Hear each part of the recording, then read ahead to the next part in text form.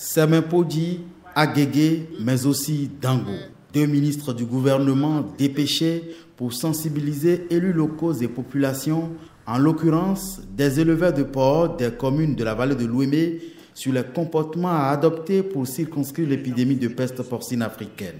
Une épidémie qui a déjà décimé plus de 50% du cheptel porcin des communes de Dango et des Agégué, grandes pourvoyeuses de porcs du pays. L'élevage du porc occupe en effet des dizaines de milliers de personnes et même si la peste porcine n'est pas directement transmissible à l'homme, le risque d'apparition d'affections parallèles du fait d'une mauvaise gestion de la situation semble préoccupant. Lorsque les carcasses sont mal gérés, cela peut entraîner une pollution environnementale capable d'impacter négativement la santé des populations. C'est pour cela que nous anticipons, c'est pour cela que nous participons aussi à l'information et à la sensibilisation. Nous pensons que tel que cela se fait, nous allons éviter les dégâts.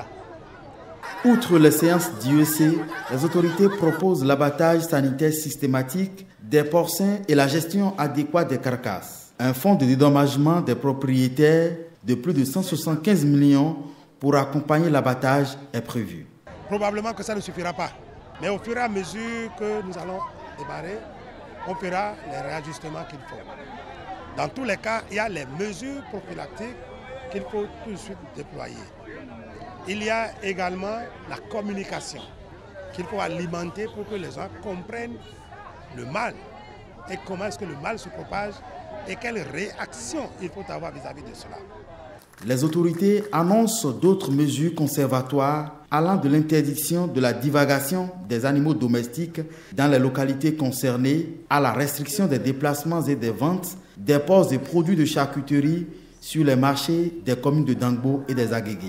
L'objectif, éviter la propagation de l'épidémie aux communes voisines, mais aussi aux pays limitrophes.